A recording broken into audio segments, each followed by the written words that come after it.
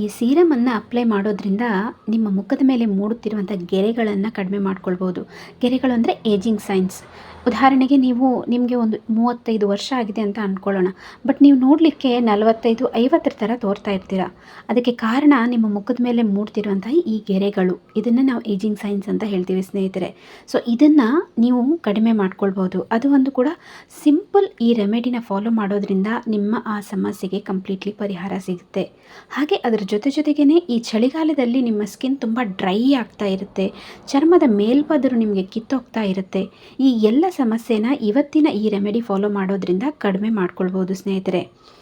ನಮಸ್ತೆ ಎಲ್ಲರಿಗೂ, welcome back to ಸೌಂದರ್ಯ ಸೊಬಗು ಚಾನಲ್. ನಾನು ನಿಮ್ಮ ಲಕ್ಷ್ಮಿ.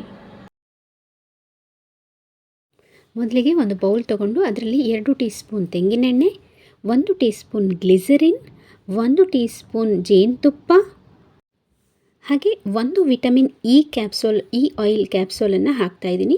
ಇದೆಲ್ಲದನ್ನು ಹಾಕಿ ಚೆನ್ನಾಗಿ ಮಿಕ್ಸ್ ಮಾಡ್ಕೊಳ್ಬೇಕು ಸ್ನೇಹಿತರೆ. ಚೆನ್ನಾಗಿ ಮಿಕ್ಸ್ ಮಾಡ್ಕೊಂಡ ನಂತರ ಇದು ನಿಮಗೆ ಮಾರ್ಕೆಟಲ್ಲಿ ಸಿಗುವಂಥ ಸೀರಮ್ ಥರನೇ ತೋರ್ತಾ ಇರ್ತದೆ. ನೈಟ್ ಸೀರಮ್ ಆಗಿ ನೀವು ಇದನ್ನು ಬಳಸ್ಕೊಳ್ಳಿಕ್ಕೆ ರೆಡಿ.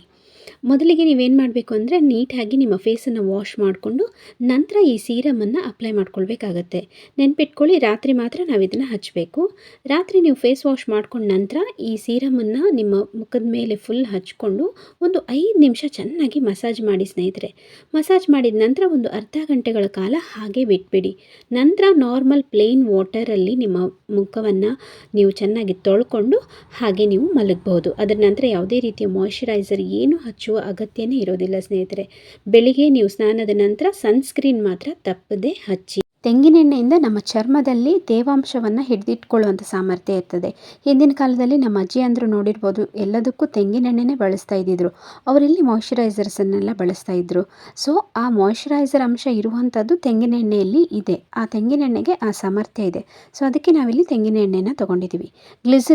ಗ್ಲಿಸರಿನ್ ನಮ್ಮ ಚರ್ಮವನ್ನು ಹೈಡ್ರೇಟ್ ಆಗಿ ಇಡಲಿಕ್ಕೆ, ಅದನ್ನು ಕಾಂತಿಯುತವಾಗಿ ಮಾಡಲಿಕ್ಕೂ ಸಹ ಸಹಾಯ ಮಾಡ್ತದೆ.